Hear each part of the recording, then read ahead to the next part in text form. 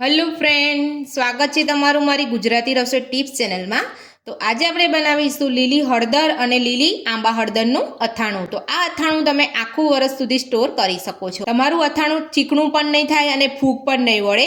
તો મારી આ રીતથી તમે બનાવશો ને તો એકદમ સ્વાદિષ્ટ ને એક જ સ્વાદ સાથે તમે આખું વર્ષ સુધી ખાઈ શકશો। અત્યારે શિયાળો ચાલી રહ્યો છે, શિયાળાની અંદર તમને એકદમ આસાનીથી તમને લીલી હળદર ને લીલી આંબા હળદર અહીંયા મળી જશે। તો ચાલો આપણે શરૂ કરીએ। તો આપણે અહીંયા અથાણું બનાવવા માટે આપણે અહીંયા બે સરખા માપમાં લીધી છે, લીલી હળદર ને આંબા હળદર।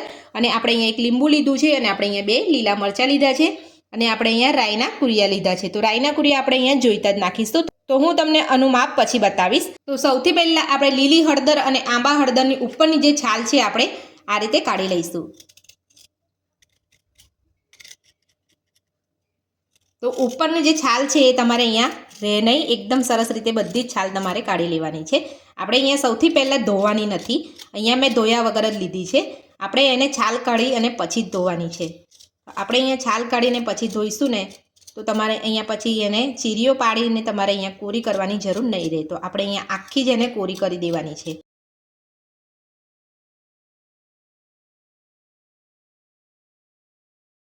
તો આ રીતે બધી જ છાલ કાઢી લેવાની છે, તમારે અહીંયા સહેજ પણ છાલ નહીં રહે।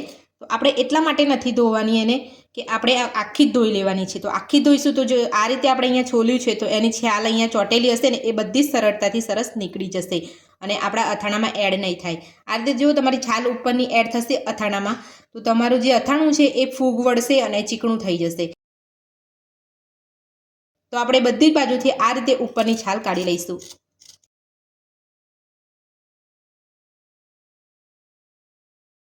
આપણે અહીંયા આંબા હળદર પરથી છાલ કાઢી લીધી છે। તો આપણે જે આગળનો ભાગ આવે છે એને આપણે આ રીતે કટ કરીને કાઢી લેવાનો છે।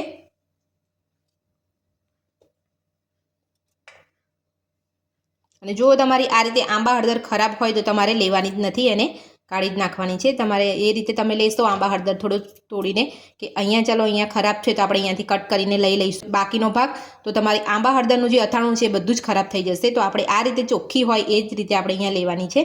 તો આ જ રીતે આપણે અહીંયા લીલી હળદરને પણ ઉપરથી છાલ કાઢી લઈશું।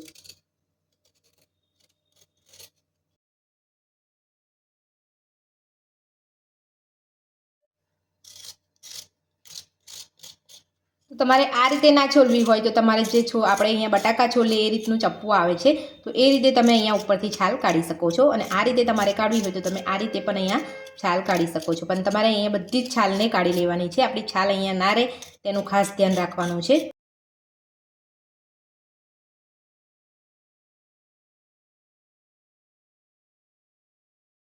આ અથાણું શરીર માટે ખૂબ જ હેલ્ધી હોય છે। તો તમે જોઈ શકો છો આપણે બધી જ બાજુથી આપણે અહીંયા સરસ છાલ કાઢી લીધી છે।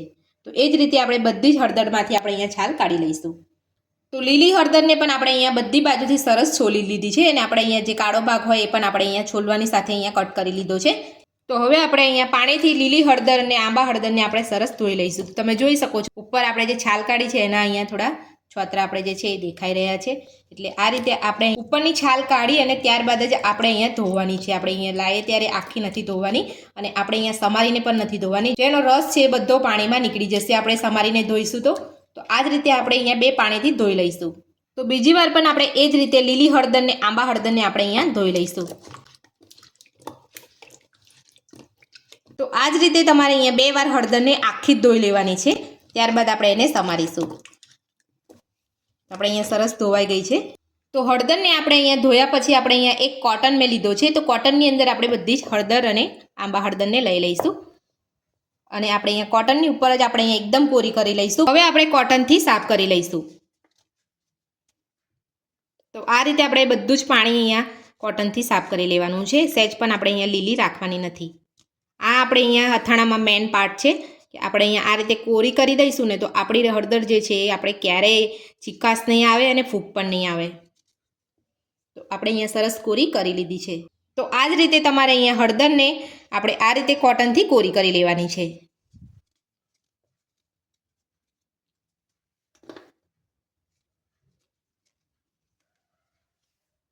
તો બધી જ હળદરને આપણે અહીંયા કોટનથી અહીંયા કોરી કરી લીધી છે. તો હવે આપણે એને સમારી લઈશું. તો હું તમને અહીંયા બે રીતે સમારીને બતાવું છું.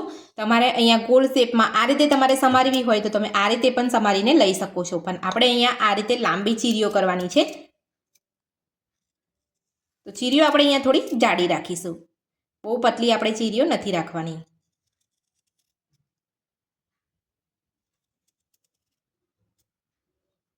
તો આ રીતે આપણે અહીંયા જાડી ચીરીઓ રાખવાની છે. તો હવે આપણે અહીંયા કોરા બાઉલમાં લઈ લઈશું.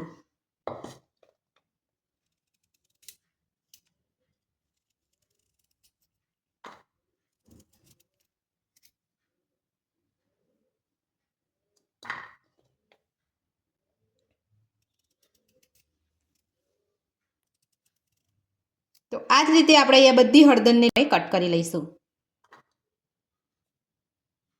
તો બધી જ હળદરને આપણે અહીંયા સમારી લીધી છે. તો હવે આપણે અહીંયા બે મરચાં લીધા છે. તો બે મરચાંને પણ આપણે અહીંયા કટ કરીને લઈ લઈશું.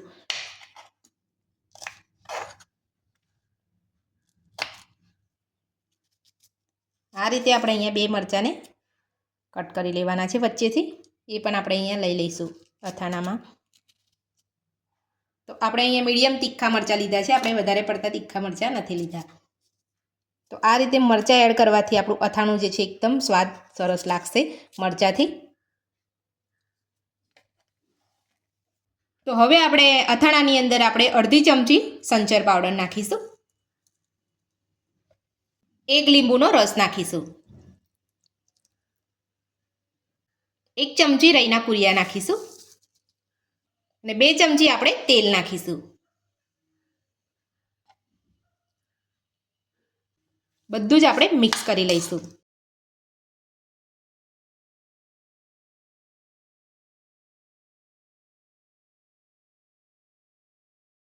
તો બધું જ મિક્સ કર્યા પછી હવે આપણે એને 2 કલાક માટે ઢાંકીને રહેવા દઈશું.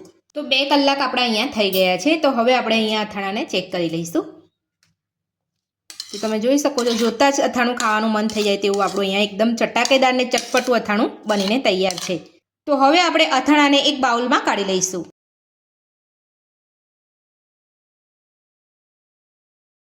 લીલી હળદર અને આંબા હળદરનું અથાણું બનીને આપણું તૈયાર છે. તો મારી આ રીતથી તમે ઘરે એકવાર જરૂરથી બનાવજો. તો આ અથાણું તમે આ રીતની બોટલ, કાચની બોટલની અંદર ભરી અને 1 વર્ષ સુધી સ્ટોર કરી શકો છો.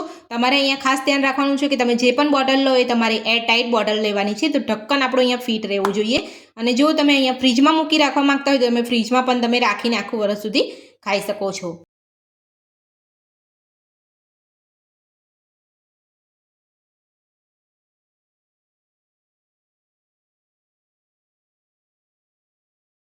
તો મારી આ રીતથી તમે ઘરે એકવાર બનાવવાનું જરૂરથી ટ્રાય કરજો. તો આજની રેસીપી પસંદ આવી હોય તો મારા વિડીયોને લાઇક કરજો, ચેનલને સબસ્ક્રાઇબ કરજો, તમારા મિત્રોને જરૂરથી શેર કરજો.